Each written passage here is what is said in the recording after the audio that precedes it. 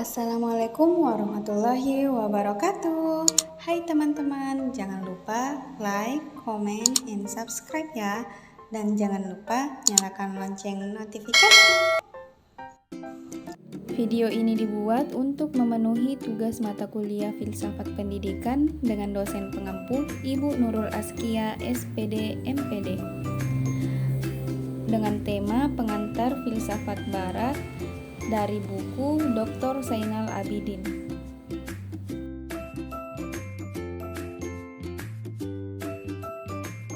Assalamualaikum warahmatullahi wabarakatuh. Saya Nurul Duha dari Program Studi Pendidikan Agama Islam Fakultas Tarbiyah Institut Agama Islam Negeri Kota Parepare.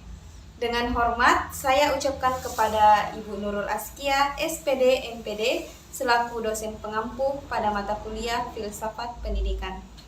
Pada video ini, saya akan membahas mengenai dunia filsafat barat pada buku Pengantar Filsafat Barat yang ditulis oleh Dr. Zainal Abidin yang mengulas tentang filsafat barat yang memaknai peran yang cukup penting dalam pengembangan ilmu pengetahuan dan membahas beberapa sejarah filsafat barat. Jadi, mari kita simak video ini.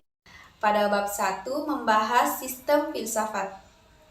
Pengertian filsafat. Secara etimologi, istilah filsafat berasal dari bahasa Yunani, yaitu philia yang artinya cinta atau love, dan sophia yang artinya wisdom atau kebijaksanaan. Jadi, secara sederhana, filsafat berarti cinta pada kebijaksanaan. Dari segi praktis, dapat diartikan sebagai alam fikir atau alam berpikir.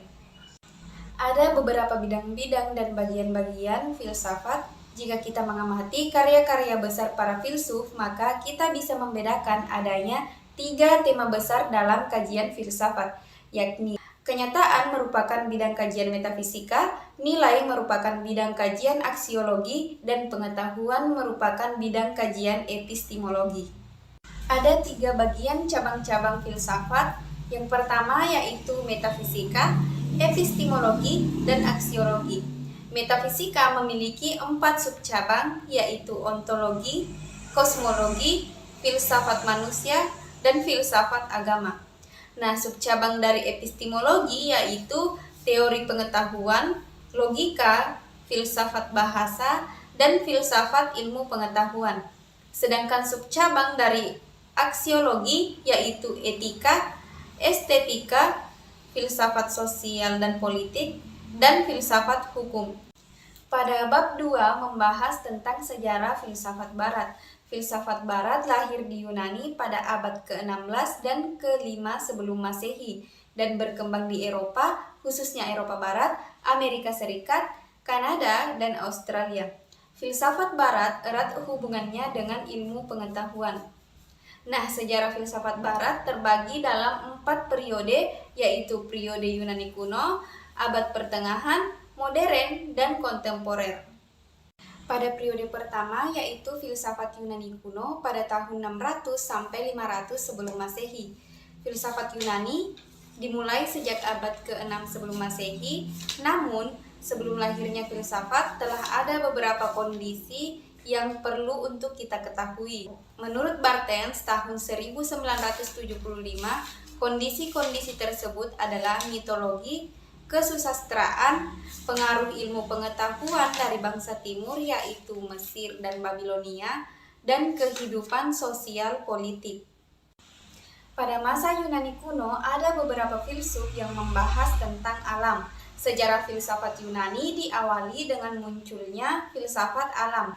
Ada beberapa filsuf yang cukup terkenal pada masa Yunani kuno. Di antaranya yaitu yang pertama yaitu Thales pada tahun 624 sampai 546 sebelum Masehi.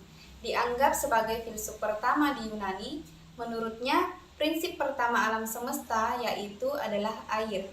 Yang kedua, Anaximandros pada tahun 610 sampai 546 sebelum Masehi. Menurutnya, prinsip utama yang mendasari segalanya bukanlah air, melainkan yang tak terbatas. Kemudian filsuf yang ketiga yaitu Anaximenes pada tahun 585 sampai 528 sebelum Masehi. Menurutnya, asal-usul segala sesuatu adalah udara. Pada masa Yunani kuno, ada juga beberapa filsuf yang membahas ilmu pasti dan metafisika. Terdapat sejumlah filsuf yang tertarik untuk memfokuskan diri pada ilmu pasti dan metafisika.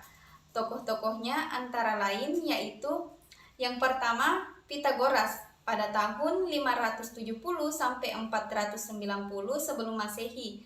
Ajaran Pitagoras yang terkenal adalah tentang bagian atau angka. Kemudian filsuf yang kedua yaitu Herakleitos pada tahun 535 sampai 475 sebelum Masehi, membahas mengenai metafisika. Kemudian filsuf yang ketiga yaitu Parmenides, hidup sekitar abad ke-5 sebelum Masehi. Tokoh ini banyak membahas tentang ontologi. Kemudian filsuf yang keempat yaitu Zeno pada tahun 490 sampai 430 sebelum Masehi. Salah satu prinsip dalam logika yang disebut reduction ad absurdum berasal dari Zeno. Pada masa Yunani kuno ada juga filsuf Parasofis antara abad ke-5 sampai ke-4 sebelum Masehi. Dunia pendidikan dan pengajaran di Yunani dijalankan oleh para sofis. Mereka merupakan para filsuf yang sangat mahir dalam berpidato, berdebat, dan sekaligus juga mendidik. 3 serangkai filsuf yang paling terkemuka Yunani yaitu yang pertama Sokrates pada tahun 470 sampai 399 sebelum Masehi. Sokrates filsafat diarahkan pada penyelidikan tentang manusia, etika, dan pengalaman hidup sehari-hari, baik dalam konteks individu, yaitu psikologi, sosial, maupun politik. Filsuf yang kedua yaitu Plato pada tahun 428 sampai 347 sebelum Masehi. Dalam filsafat, manusia yang dikemukakan oleh Plato disebut bahwa kelas-kelas sosial tersebut analog dengan bagian-bagian tubuh manusia, di mana kepala merupakan simbol dari filsuf raja atau pemimpin bangsa, dan dada merupakan simbol dari prajurit, dan perut ke bawah sampai kaki merupakan simbol dari pekerja. Kemudian filsuf yang ketiga yaitu Aristoteles pada tahun 384 sampai 322 sebelum Masehi. Aristoteles merupakan murid dari Plato. Dalam bidang filsafat, Aristoteles mengajarkan sebuah teori tentang hilemorfis, yaitu teori bentuk sampai materi. Periode kedua filsafat yaitu filsafat abad pertengahan. Ini merupakan zaman di mana filsafat berfungsi sebagai alat untuk pembenaran atau justifikasi ajaran agama. Nah, zaman ini sering dinamakan abad kegelapan filsafat. Relatif tidak ada ajaran filsafat baru yang berkembang pada saat ini. Pada periode ketiga yaitu filsafat modern.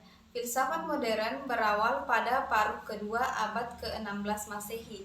Setelah terlebih dahulu dimulai oleh gerakan Renaissance dan humanisme di Eropa Barat, yaitu pertengahan tahun 1300-an hingga 1600. Gerakan ini merupakan reaksi atas kekuasaan gereja. Ada beberapa filsuf pada zaman ini, yaitu yang pertama Francis Bacon pada tahun 1561 sampai 1626. Filsuf yang kedua yaitu René Descartes pada tahun 1596 sampai 1650. Filsuf yang ketiga yaitu Karl Marx pada tahun 1818 sampai 1883. Pada periode keempat yaitu filsafat kontemporer. Filsafat kontemporer yang diawali pada abad ke-20 ditandai oleh variasi pemikiran filsafat yang sangat beragam dan kaya. Tema-tema filsafat yang banyak dibahas oleh para filsuf dari periode ini antara lain tentang manusia dan bahasa manusia, ilmu pengetahuan, kesetaraan gender, kuasa, dan struktur yang mengungkung hidup manusia, dan isu-isu aktual yang berkaitan dengan budaya, sosial, politik, ekonomi, teknologi, moral, ilmu pengetahuan, dan hak asasi manusia. Nah teman-teman, itulah tadi materi tentang pengantar filsafat barat karya Dr. Zainal Abidin. Terima kasih telah menonton video pembelajaran ini. Semoga materi yang disampaikan bisa bermanfaat bagi kita dalam memahami dasar dari pengantar filsafat barat. Nah, mari terus mencari pengetahuan dan memproses makna keberadaan kita di dunia ini. Sekian dari saya Nurul Duha. Wassalamualaikum warahmatullahi wabarakatuh.